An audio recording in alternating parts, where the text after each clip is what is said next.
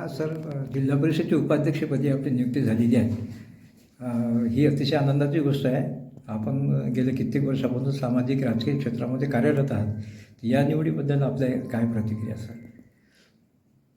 ही निवड म्हणजे खऱ्या अर्थाने पक्षाने दिलेला न्याय आहे आणि ज्या पंचवार्षिक जो अनुभव मला आहे ते अनुभव पाहता त्या दृष्टिकोनातून आणि बाकी आपण समाजात वावरत असताना जी सामाजिक बांधिलकी जपतो आणि पक्षसुद्धा त्या गोष्टीचं लक्ष ठेवून त्या पद्धतीने न्याय देण्याची भूमिकाच पक्षाची राहिलेली आहे आणि त्यामुळेच मला हे पद मिळालं. आपण कुठल्या सर्कलमधून सर विजयी झाला तर? म्हणजे बाबरा सर्कल आहे, लंबी तालुक्यामध्ये. आपल्या या नियुक्तीने ग्रामीण भागामध्ये एक चैतन्याचं वातावरण आहे. जनतेची अनेक कामं गेल्या 3-4 वर्षापासून रखडलेली आहेत. या कामांना गती मिळेल अशी लोकांची, जनतेची अपेक्षा आहे. आणि खऱ्या अर्थाने तर मी 2007-08ला ज्या वेळेला मी पहिल्यांदा निवडून आलो जिल्हा परिषदमध्ये, 7 ते 12चा कालखंड होता. त्याच्यानंतर 12 ते 17च्या कालखंडामध्ये मध्यंतरीचा जो एक लेडीजला सुटलेलं जागा होती त्यावेळेला मी बाजूला राहिलो त्यावेळेला. परंतु कंटिन्यू 12 नंतरसुद्धा 17पर्यंत मी कार्यरत राहिलो आणि आपण जरी किती स्वतःला बाजूला केलं तरी जनता ते मान्य करायला तयार नव्हतं आणि त्या हक्काने मला काम सतत सांगतच राहिले आणि मी लोकांमध्ये राहिलो. त्याच्यानंतर 2007 ते 12पर्यंत मी राष्ट्रवादीकडून होतो, NCPकडून. त्याच्यानंतर मग 2017 ते 22पर्यंत भारतीय जनता पार्टी आणि 22 ते 26पर्यंत जो मधला कालखंड गेला तर जे कार्यरत राहणारे, काम करणारे व्यक्ती असतात तर ते आविर्भावातच असतात की पद आपल्याकडंच आहे आणि खऱ्या अर्थाने लोकांनीच त्या पद्धतीने की जवळीक सतत काम करत सांगत राहिले ते आणि आम्ही काम करत राहिलो. आज आपण ज्या पक्षामध्ये आहात, म्हणजे आपल्या कार्याचे त्यांनी कौतुक केलं किंवा आपल्याला न्याय दिला असं आपल्याला वाटतंय? आणि मी अत्यंत समाधान आहे. त्याचं कारण हे असं आहे की ज्या नेत्यांमध्ये आपण वावरलो, जे आमचे ज्येष्ठ नेते आहेत, आदरणीय केंद्रीय मंत्री दानवे साहेब असतील, आदरणीय बागडे साहेब असतील, की ज्यांचा कार्यकाळ आम्ही जवळून अनुभवला आणि आज जे कार्यरत आहे ते अनुराधाताई चव्हाण, आता जे आमदार आहेत आमचे, हे सतत म्हणजे अशा पद्धतीनं वारसा आम्हाला मिळालेला आहे की सदैव लोकांमध्ये राहणारे आणि लोकाभिमुख काम करणारे.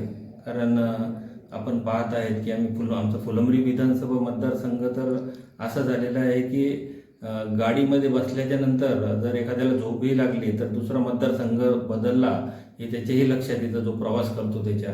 म्हणजे सगळे पूर्ण दळणवळणाच्या ज्या सुविधा ज्या आहेत आणि फक्त असेच नाही की मोठे रस्ते झाले आणि ती गावाशी जोडणारे रस्तेसुद्धा आदरणीय दादांच्या, आपल्या नानांच्या आणि ताईंच्या माध्यमातून पूर्णत्वाकडे गेले आणि जे मोठे रस्ते होते काँक्रिटीकरणचे, शेकडो कोटींचे जे मोठे रस्ते होते, माझ्याकडे जवळपास 2, 3, 4 रस्ते असे आहेत की जे जवळपास 5, 6 कोटींचे ते रस्ते काँक्रिटीकरणचे झाले.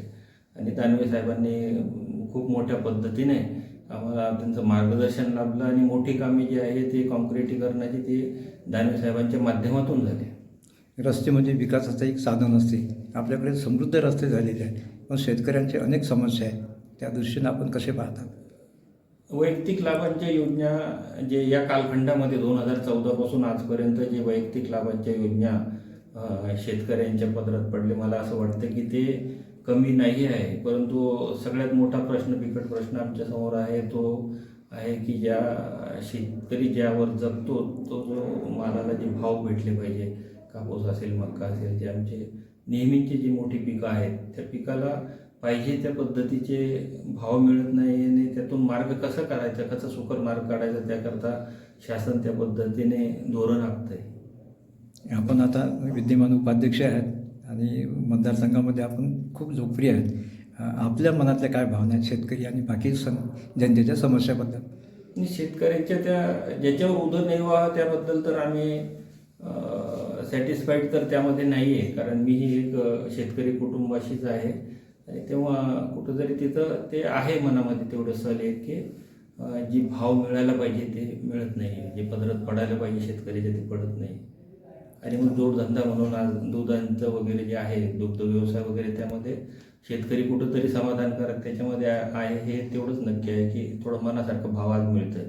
आता अवकाळी पावसाने बी आता हे केलं, पिकाचं काही नुकसान केलं, त्याबद्दल काय सांगा? नाही ते आहे काही अंशी जे आहे ते सर्व दूर नाही आहे, पण जिथं जिथं हे झालं त्यावेळेला लगेच आम्ही दुसऱ्या दिवशी निवेदन तहसीलदार साहेबांना दिले, आपल्या कलेक्टर साहेबांनाही तसले निवेदन दिले आणि त्यांचे पंचनामे सुद्धा त्या पद्धतीचे चालू आहे. देशात, महाराष्ट्रामध्ये आणि सध्या जिल्हा परिषदमध्ये, महानगरपालिकेमध्ये आपली सत्ता आहे.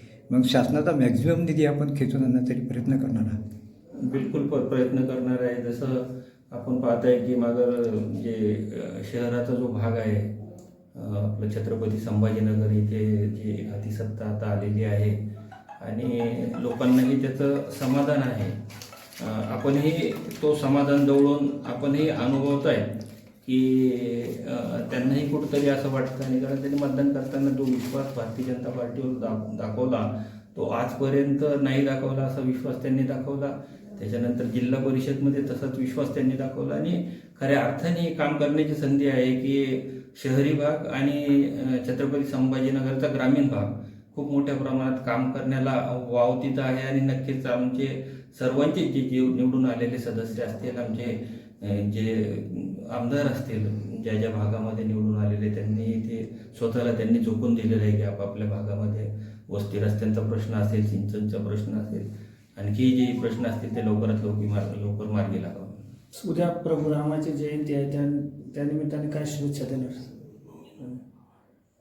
शुभेच्छा ते तर आमच्या रक्तातच भिनलेली गोष्ट आहे आणि आपण सांगताय ते नक्कीच त्याला तर ते दिसूनच येत आहे. आणि प्रभू रामचंद्र फक्त एक दिवसाकरता नाही तर कायमस्वरूपी 365 दिवस त्या गोष्टींचं अनुकरण आहे, ते डोक्यात असतं, तेव्हा मग ते आमच्या कृतीमध्येही असतं. आपलं सरनेम सर, पूर्ण नाव? माझं नाव हां. जितेंद्र चंदनलाल जयस्वाल, जिल्हा बाबरा सर्कल, जिल्हा परिषद उपाध्यक्ष. जिल्हा परिषद उपाध्यक्ष. Thank you sir. थँक्यू.